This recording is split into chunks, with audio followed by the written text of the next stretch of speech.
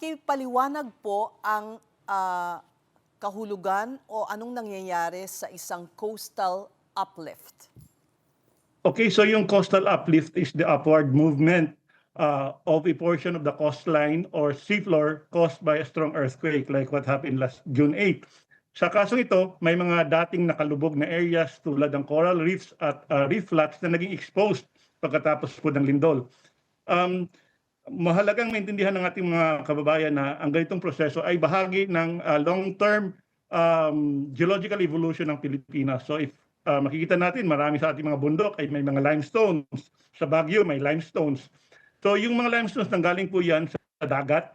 And unti-unti silang umaangat dahil sa daan-daan o perhaps libo-libong events na katulad nung June 8 event. Nakakaawa lang pong tignan na well, namatay yung mga corals at yung mga ibang mga yamang dagat. Yes po, but again, may positive side naman ito. Nag-gain tayo ng beachfront. Medyo lumawak yung area natin. But again, we really have to accept that that's part of the natural geologic process ng Pilipinas. So what we witnessed is something that, for instance, sabi nyo nga, ang mga kabundukan natin, ang iba dyan, makakakita tayo ng coral. So ibig sabihin, sa ilalim sila ng dagat, well, maybe thousands or maybe even millions of years ago. That's right po. And in fact, we also observed the same thing last 2013, October, during the 2013 magnitude 7.2 Bohol earthquake. So doon sa Maribohok area, on the southwestern part of Bohol, umangat din. Almost the same, yung 2 meters and then yung coastline lumawak ng 200 meters. So it's one of the reasons why you have Chocolate Hills. Yung Chocolate Hills natin na nasa gitna ng Bohol were also formed in the same manner. Interesting. Pero is there the other side of the coin naman? Yung ang lupa naman ang kukunin. That can happen too, right? Yes, in some parts, for example, in Bohol, may uplift and may subsidence din naman. Subsidence, So, okay. yes, in some parts. But in this particular case, Katoto, parang walang nakitang subsidence, no? Yung parang pagguho ng lupa or sinkholes like what was seen in Cebu. Ang Cebu kasi is made up of limestone. So yung sinkholes and even Bohol, made up of limestone. So nakikita natin yung mga sinkholes in areas kung maraming limestones. So may mga kasama tayo ngayon naglilibot in Mindanao. Tinitingnan nila kung may sinkhole sa Balut Island. So hindi pa masyadong malawak yung coverage na hindi pa nakita lahat yung impact ng June 8 event. Mabalik po tayo dun sa uplift, coastal uplift. Yung mga corals ba hindi na ho pwede yung dalin sa dagat para mabuhay ulit o mga patay na yon? Unfortunately, naapektuhan talaga yung marine ecosystem natin, lalo na yung mga coral reefs, seagrass beds at reef flats na dating nasa ilalim ng tubig, but permanente nang na-expose sa hangin at araw. So again, we recommend na magsagawa ng detailed assessment yung DNR, BIFAR, at yung mga concerned LGUs upang matukoy ang extent ng epekto ng marine habitats at coastal livelihoods. Now let's go to the rather strong aftershocks that were felt today. Maituturing pa rin po bang aftershock yon or panibagong quake po ba yon? Or part of the main quake? Hindi pa, it's not an aftershock, it's a different event. Iba din yung source noon, yung June 8 was the Cotabato Trench.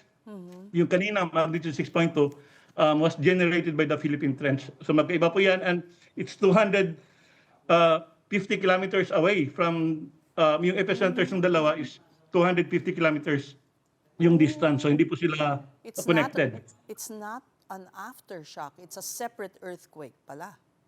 That's right, it's separate earthquake generated by the Philippine Trench. Now, what explains the rather frequent earthquakes down south? Well, siguro malalakas lang ngayon, but you know, the Philippines is located along the boundaries of several tectonic plates and meron tayong numerous active faults and trenches. So because of this tectonic setting, earthquakes regularly occur throughout the country, and nagkataon lang na in a span of 1 week meron tayong malalaking lindol in southern Philippines. Now this brings to mind the big one that may happen here in Luzon, because it's been some time since we've had, a rather strong one. Although, of course, we can never predict. Ano pong masasabi ninyo? Again, yun yung sinasabi natin, again, the big one na sinasabi natin that will take place along the West Valley Fault. Ang sinasabi natin that we're right for the big one because, the recurrence interval is every 400 to 600 years. And the last time it moved was 1658. Now, as we get closer to the lower limit, which is 400 years, yung probability of this one occurring ay tumataas. But it doesn't mean na, again, mangyari talaga yan by 2058. Could happen earlier, or it could happen later, or pwede ring mangyari yan on the upper limit, which is 600 years. That means 200 years from now. But of course, we have to assume that it will happen on the lower limit para mag-prepare tayo. Otherwise, sabihin natin na it will not happen on the lower limit. It will happen on the upper limit, which is 200 years from now. Baka hindi na tayo mag-prepare. Kung nangyari yan on the lower limit. Right. Pero base po sa obserbasyon ninyo and assessment from seeing, videos that were shared on social media on the actual occurrence of the 7.8 magnitude quake, would you say na medyo mas preparado na ang taong bayan sa mga ganitong kaganapan? I would say that we're more prepared now than say 20 or 30 years ago. Yeah. Ang laki ng influence ng social media. Seconds lang alam kagad natin kung anong nangyayari, and nakikita natin yung reaction ng mga tao. But we still have a long way to go, especially doon sa coastlines. Kasi yung napansin natin, yung mga tao, instead of evacuating kasi nag-recede yung tubig, kumuha pa ng cellphone at nag-Facebook Live or video pa. Oo So nga po. that's wrong. That's Kasi wrong. ang sinasabi natin, that's right. Kung biglang bumalik yun as tsunami waves. Although nagkaroon naman talaga ng tsunami, but hindi ganun kalaki. So, just 1.4 meters yung na-record natin. Yeah. Paano kung if it happened like during the 1976 earthquake sa Cotabato Trench din, 8 to 10 meter tsunami waves ang bumalik in 5 minutes after the main shock. Just That's 5 the reason minutes, ha? Just 5 minutes? That's right. That's the reason why ang daming casualty at the time, 8,000. Kung paano kung nangyari ngayon, this time. So, yun na nga, kailangan siguro natin paigtingin pa yung information dissemination drive natin along coastal communities. Okay, kasi yung tsunami, hindi rin pa, medyo unique po yung experience na yon. So maybe those videos can be used for education purposes na this is not what you should be doing. That's right, that's right. Now let's go to Mayon. Talagang we will take advantage of your presence here po. May strombolian activity at the summit. Pakipaliwanag po ang ibig sabihin nito. Yung strombolian activity, these are just short explosive bursts of lava. So every now and then, meron tayong strombolian activity. In fact, for the past 24 hours, meron tayong 5 strombolian activity. Again, short explosive bursts of lava. So kapag dire-diretso yan, we will call that lava fountaining. Pero since pabugso-bugso lamang, we call that strombolian. And yung kahapon, umabot ng 200 meters. But we've been, since the start of the eruption of Mayon volcano, last January 6, nakikita natin yung strombolian activity every now and then. But will this taper down, this activity, or do you see a strong one like a lava fountain coming? Meron tayong lava fountaining pero paminsan-minsan short-lived lamang. And hopefully mag-taper off na yung activity ng Mayon volcano kasi more than 160 days na since nagkaroon ng effusive eruption. Okay lang effusive eruption, wag lang explosive eruption. The downside of effusive eruption is that, katulad ng nangyari ngayon, halos more than 6 months na and hindi pa humihinto. And all signs indicate that it's going to go down rather than toward an explosive eruption.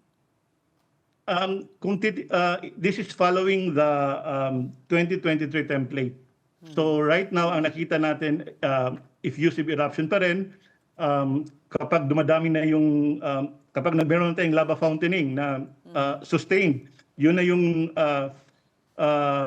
isa sa mga signs na magkakaroon na ng explosive eruption. But we're not seeing that right now. May dalawa pang bulkan po, Katoto, ang Taal naman. Kamusta ang Taal?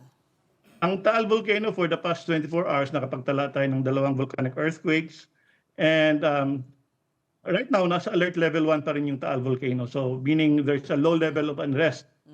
Alert level 1 siya since for the past 4 years na. Is that very typical of Taal na 4 years ng ganyan? Yes po. Mas magandang alert level 1 siya kesa, itataas natin to alert level 2. So, ganitong activity ng Taal is, mas okay kesa biglang magkakaroon ng maraming activity and we will raise it to alert level 2. Okay. And now Canlaon, which has been, ilang taon na po yan? Ang Canlaon volcano is on alert level 2 ngayon. And for the past 24 hours, meron tayong earthquakes na naitala. We have 19 volcanic earthquakes and kahapon yung sulfur dioxide niya is nasa 2,276 tons per day. And meron tayong 10 ash emission activity kahapon. And right now, again, nasa alert level 2 pa rin yung Canlaon volcano. And we're hoping na it will stay that way and then eventually mag-taper off din yung activity niya so that we will lower it to alert level 1. But do you recommend widening the zone around the volcano to reduce to a reduction of population around that area? Meron tayong permanent danger zone right now for alert level 2 ang Canlaon volcano, 4-kilometer permanent danger zone. So even at alert level 0 dapat walang tao diyan. Same with Mayon volcano, may permanent danger zone tayo which is 6 kilometers. And but of course we recognize the realities on the ground. May mga kababayan tayo na may hanap buhay inside the permanent danger zone, but sana yung LGUs meron silang project to relocate yung mga nakatira inside the permanent danger zone to a permanent settlement. Kasi nga every time na may activity yung vulkan, we resettle them and then bumabalik na naman sila kapag alert level 0 na. So it would be cost effective in the long run kung meron silang permanent, they will be resettled permanently somewhere beyond the permanent danger zone. One final question. What do you recommend as a project or ano ba pwedeng gawin ng mga LGU sa mga permanent danger zones na yan na para napapakinabangan pa rin pero hindi na populated or hindi na tinitira ng mga ng kanilang mga constituents? Mahirap din kasing dapat walang talaga activity dyan, even yung farming. Kasi nga, anytime pwede even at alert level 0. Gawing forest.